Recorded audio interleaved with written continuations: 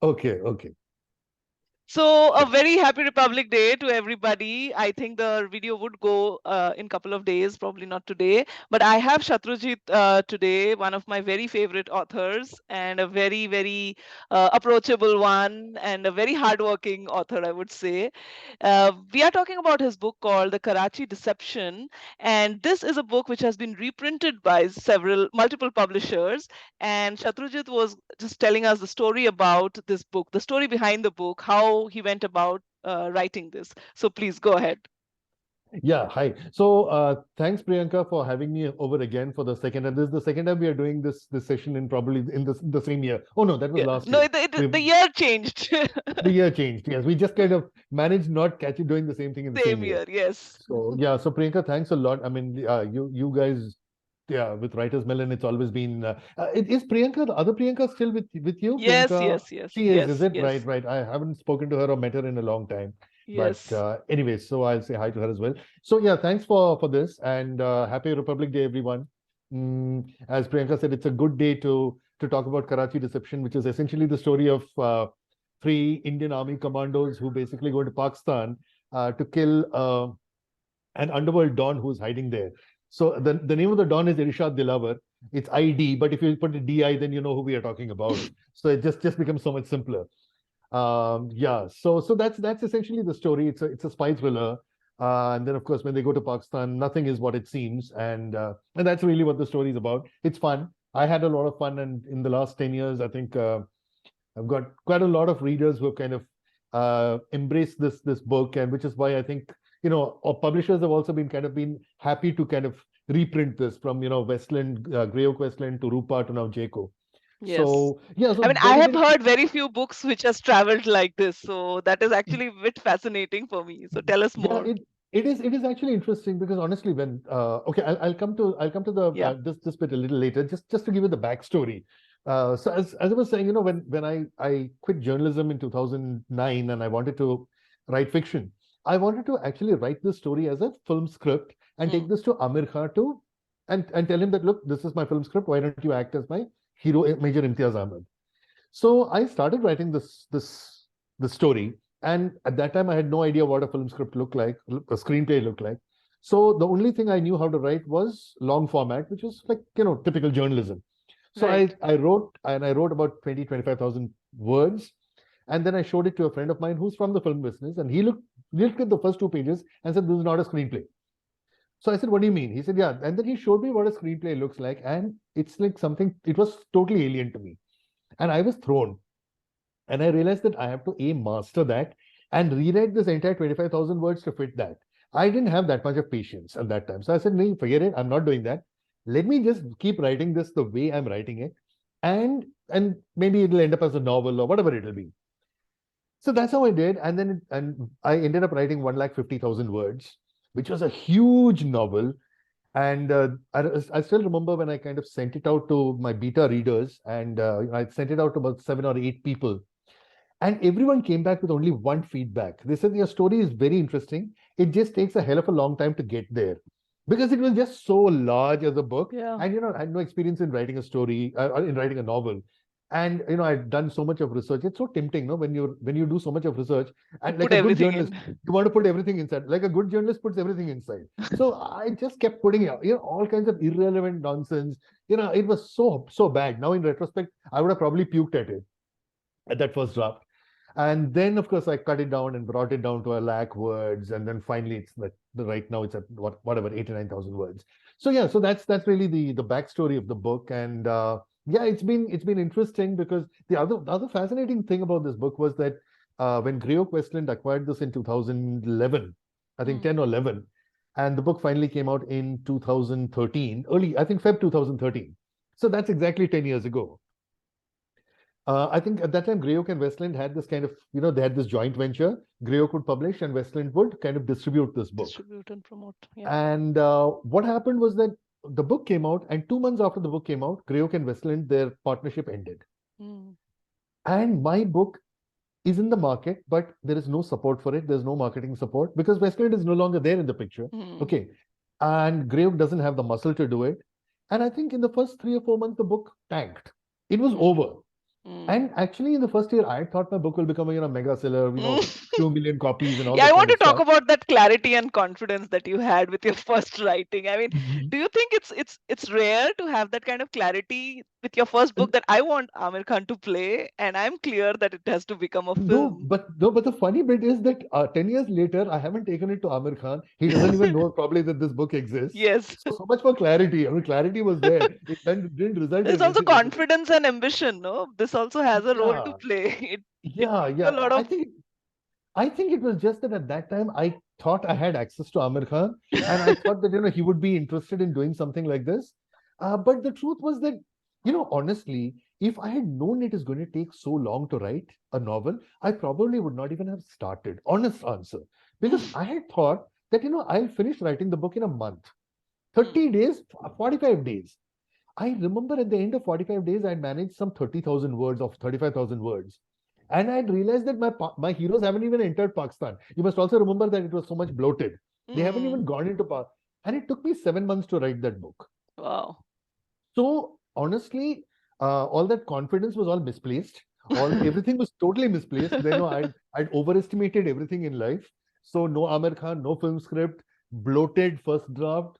Everything was, but touchwood, it all turned out fine. So the interesting thing was, yeah, as I said, the book went out of the market, and then in 2016, Rupa kind of acquired the title from Grey Oak, and they I think acquired some 8 or 9 titles. Okay. And the only title I think that they actually reproduced was Karachi Deception.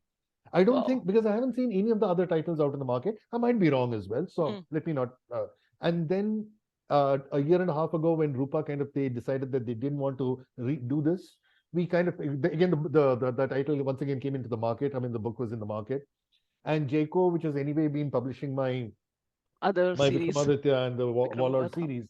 So they just kind of picked it up and they said that, okay, we'll do all of it. So yeah, lucky me, 10 years later, the book is back. And yeah, it's, as I said, it's as determined and obstinate as my hero, Major Imtiaz is. Really? I mean, this is, Yeah, yeah, yeah. exactly. I mean, I would say this book has like come through all odds, and it is nothing but the tenacity of an author and his dedication to his craft, I would say. But tell us And more about the story. Tell us what it is all about. Recently, I watched this Netflix show called movie called Manju Taylor, and a lot right. of raw movies are being made, right, in Correct, Bollywood. I correct, mean, correct. Bollywood is replete with raw, and raw is such an So, interesting right. subject.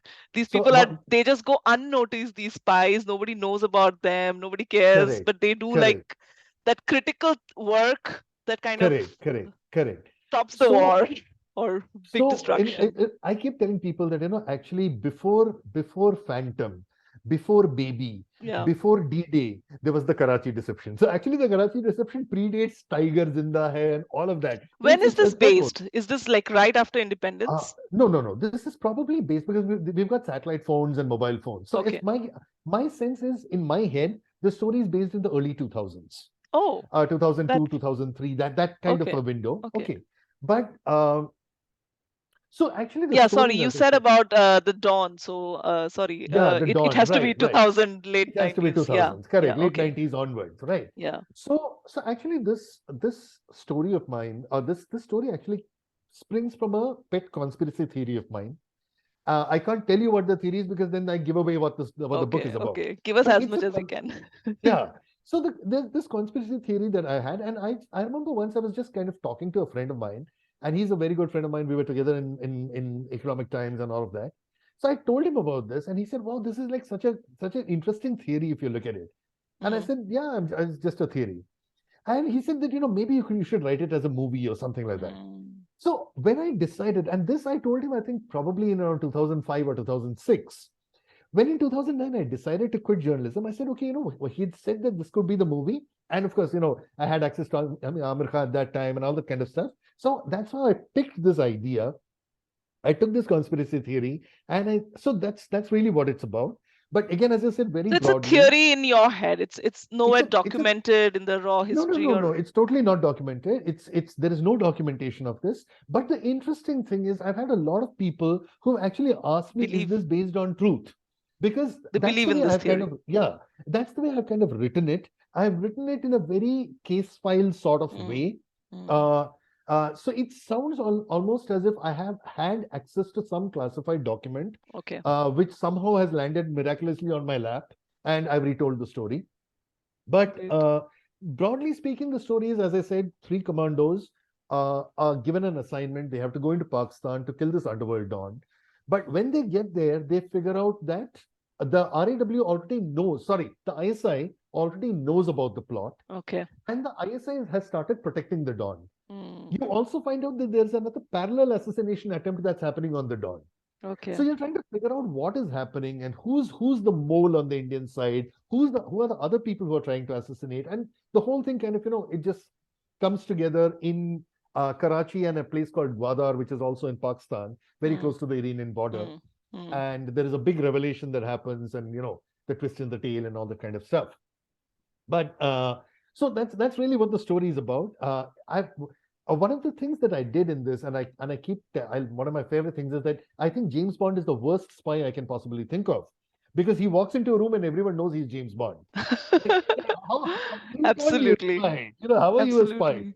A spy is someone who's just so under the radar. So Yeah. I kind of, when I worked on this, I kind of made sure that I wanted to keep it as real as possible.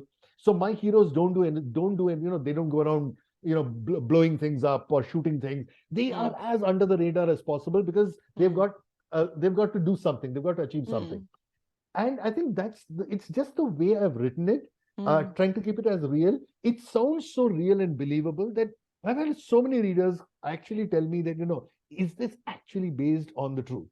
Is there Yeah. something that, so yeah, that's what it is. Because the incident, everybody like kept guessing, no, and I think people are still guessing the actual location and Correct. what happened and what conspired everything. I think Correct. there's some mystery in the history that I guess are better left untold, and it is created in such a way that people don't know Correct. the real truth. Maybe the truth Correct. is very trivial at the end of the day.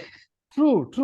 No, like any good conspiracy theory, whether what is true is irrelevant. Yeah.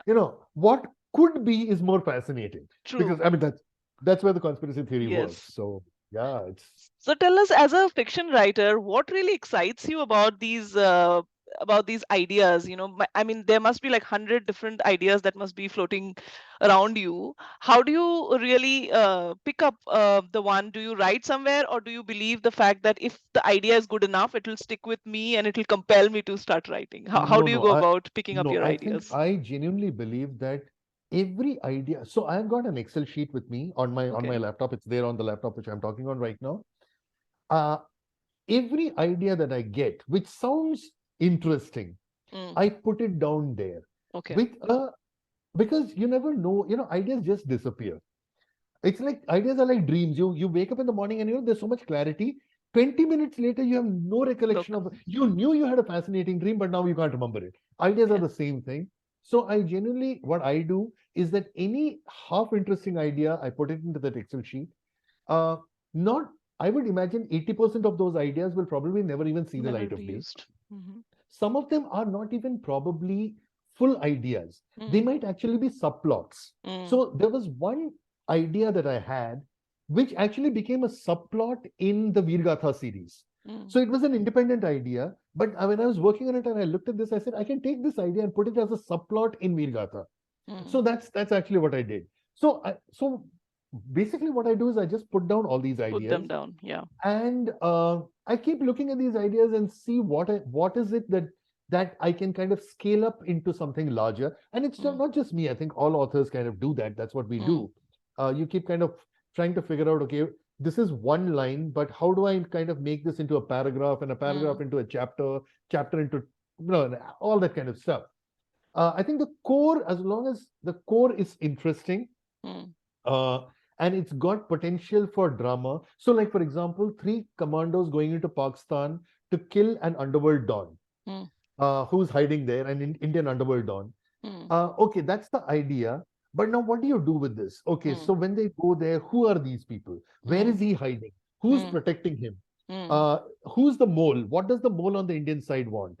What do the Indians want? So then there's you always a mole in these stories, no? exactly, there's always a mole. But again, it's about what does the mole want. Okay, Hmm. so the more you kind of ask these questions, the more answers you get, the more your story starts building, because you know that when do our heroes come to know about the mole?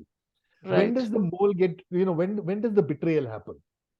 So right. the more you kind of start putting all these things in place, so you've got the core idea in the middle, and you keep adding, and then when it looks sizable enough, then you start writing, and hopefully you've got a story there. Now that you have, I'm sure, started writing a lot of writing for screen, etc. Screenplay, How yeah, yeah. how difficult or how interesting do you find it, and what exactly is the difference? Can you like just give us some ideas on how different it is from novel writing, and do you find it Yeah, interesting? yeah. So now that I've started working on screenplays after 10 years, I can actually write Karachi Deception as a screenplay. So Yeah, good luck with uh, that. good luck with that. Yeah, that's definitely not going to happen. I'm good. But I enjoy writing screenplays. I think one of the things about screenplays, and it's very different at one level from novels. Screenplays are very minimal, Hmm. because see that there are a couple of things. One is that, Yeah. okay, the way I kind of describe the difference is that the novel is actually the finished product. Hmm.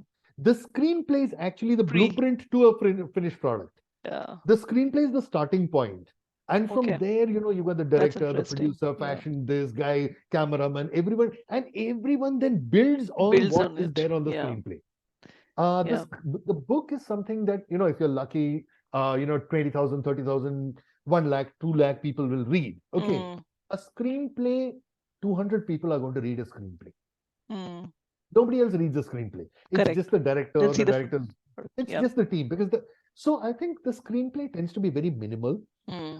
It There is description, but the idea is not to overwhelm with description. You just say there's a mountain. There's a Hmm. beautiful sunrise on a mountain. You don't Hmm. need to describe the color Yeah. of the sun, because that's up to the director. You know, Where he what this wants to man shoot look it like? and Yeah, everything. where he wants to shoot it. Is it going to be raining? Is it a heavy downpour? Is it a light Hmm. drizzle? This is all, in a book, this The becomes important. literature or It's literature. literature, and you have to paint like Paint an the picture. author has to be the cameraman, he has to be the special Yes, effects guy, he has to absolutely. be the The editor, he has visual to be the effect. You everything create he with has your to be. words, right? Yeah. Correct. But the screenplay, you just have to create that basic for people to say, okay, now I understand. In this scene, this is what happens. How are we going to do it? Then you Hmm. leave it to those guys. That's So right. I think the good thing is that screenplays are minimal. The good thing that I've learned from screenplay writing is to how to remove a lot of unnecessary. Because screenplays are so Hmm. tight. Makes you There are disciplined as a writer, no? It makes you, because I read this word very nicely. They say that screenplays are real estate. Hmm. Every word is occupying real estate. So there should not be one redundant word, which means if you use two extra lines, you could end up with one extra page, and Yeah. you don't have that luxury. So I think that's a great way of putting it. And if Hmm. we all treated our novels also as real estate, then yeah, we'll just write tighter, better novels, and not 1,45,000 first drafts Yeah, but this for. I want to ask you, why do you think like a tighter novel is important? Because the thing is that in the kind of books that we have grown up reading, let's say, have been like really very descriptive. Do you think it is also the fact that the reader is changing, the storytelling style is changing, people don't have so No, much patience? Do you think that is no, I why don't. the No, writing I is don't think changing? so. I don't think so. I think so. For example, my books tend to be quite descriptive. I mean, if you've read Mm. the Veergatha series, and you've read Warlord, so they tend to be quite Yeah. descriptive. Like as I said, my battle scenes can last 4 pages. Okay, that's a lot of description, right? I think it's important to know. Again, see, when I mean tight, it doesn't necessarily mean say what needs to be said in as little as possible. Mm. So if a battle scene needs 4 pages, write it in 4 pages. But if it needs 4 pages, don't write 5 pages. That's my Mm. point. Mm. So I think what I mean by tightness is, so even movies, sometimes you'll have scenes like Mm. I was recently watching this show called The Old Man. Mm. It's a Jeff Bridges show on Hotstar. Okay. There is a scene in that, okay, where two characters are talking as they are Mm. driving a car. Mm. That scene lasts for 10 minutes. Mm. That is a lot of screen time Okay. for just two people to talk. But it's Mm. so rivetingly written. The way Mm. they act, the dialogues, the conversation, and the information that we are getting, Is it's worth our important. time. Yeah, absolutely. So when I mean write tight, it doesn't mean, sacrifice description. Hmm. I'm not saying, kill. If you want to describe a beautiful scenery, do it as long as it's relevant to the story. If it's not, then don't. To answer, and again, the second part of your question is, I don't think. I think a well-written scene Hmm. we will still read. Right. It doesn't matter how busy we are. If we have a well-written scene, we'll read it. If it's a well-told movie, we'll watch. See, Avengers, that last Avengers was 2 hours 40 minutes. Correct. We watched it, right?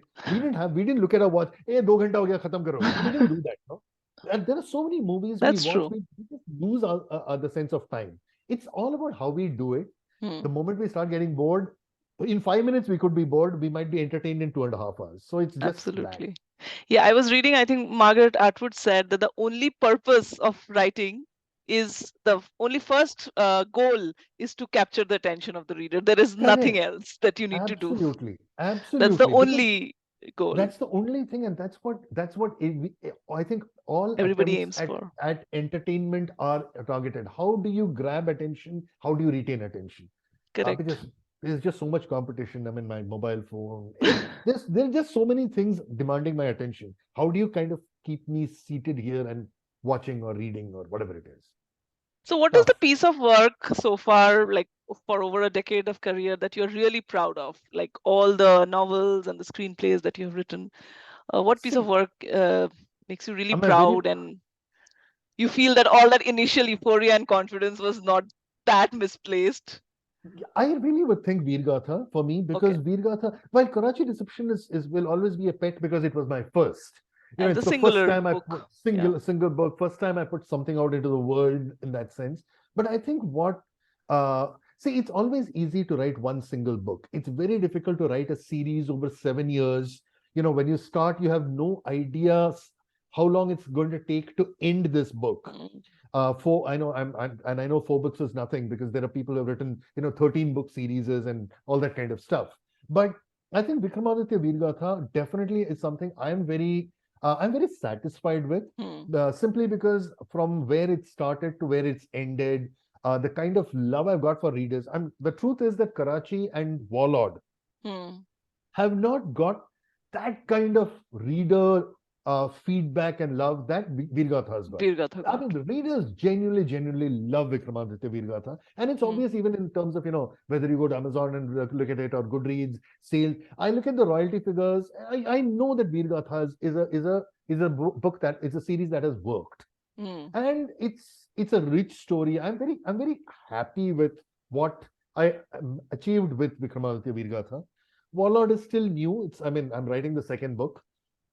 Even with Vikramaditya, actually, it was only from the second book onwards that the momentum started building, Picking up. because people read the first book, and there's always that, acha, first book is fine, let's see how the second goes. And then when the second builds on that, then they get a sense that, okay, this is something interesting. Right. So let's see how it goes with Warlord. It's still premature, but yeah, Veergatha, definitely. But fantasy is something that you really like to write, is it? I mean, is there like a hidden dream, or is it something that you read very vividly or very widely that inspires your writing, fantasy? I do read a lot of fantasy. Fantasy is something that I love reading. Mythology is also something that I Yeah, love. So both Veergatha and Warlord of Ayodhya are both mix of mythology and mythofiction. fantasy, Yeah. mythofiction, mythofantasy. But so yeah, I definitely love fantasy. It's something I love. These large epic scale large Yeah. canvas epic scale stories. But having said that, very honestly, once I'm done with Warlord of Ayodhya, I want to take a break from fantasy.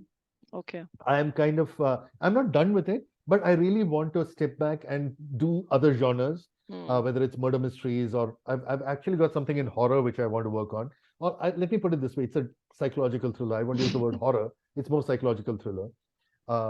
Maybe so that's something I definitely want to do.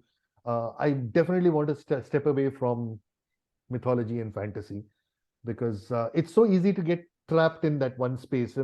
He writes mythology, he writes fantasy. I don't want that. I want to be known for writing all kinds of stuff. Yeah, that's something I get from a lot of authors. Nobody wants to be slotted these days, and nobody wants to be known for just one particular genre. and that is understandable. And I think for readers also, it's very important that they keep experimenting different genres, and like expand their reading space, because I agree sometimes it with you. happens that we just restrict ourselves, thinking that okay, no, this is probably not my type of book, even before Correct. picking that up. So actually, that's a risk that even authors run. So I know some authors who are very happy and are very clear that they want to jump genres. There are Hmm. some other authors who are very clear they will never do that, because what happens is that uh, yeah. So I have a lot of readers who have read Karachi and loved it, but have not read Veergatha or Warlord of Veergatha. Ayodhya. Hmm. And I have a lot of the other way around also. People have loved Veergatha, have not read Karachi. Hmm. So sometimes, and of course, there is a little bit of an overlap also. But I think what happens is that if you are known and if you become known for a particular genre, then I Hmm. think there is an assurance that X number of readers are going to come and read this Read book that. simply because it's in that genre. And if I like suddenly now experiment, I might lose those readers, and there is no guarantee that I'll necessarily find readers from that genre. Correct. So I think there is a significant amount of readers who are authors who do not want to switch That's true. genres in Yeah. that sense. But I think it's to each his own. Yeah, I think at the end of the day, write what you really want to write. Correct, The correct, story that is really absolutely, compelling you to write, absolutely, and that absolutely. will I come completely through for the readers as well. true, true, true, absolutely true. Yeah, yeah. Thank you so Because much, Shatrujit. I had such a fun talking to you, and I got to know about this fantastic book that has been getting published for the last 10 years. I conspiracy would theory. definitely pick that up. Guys, do check out The Karachi Deception by Shatrujit Nath, and thank you so much for being with us. Thanks, Priyanka, and thanks everyone else for tuning in, listening in. And yeah, God bless all of you. And once again, happy Republic Day. Thank you. Same to you. Bye bye. Take care. Bye bye.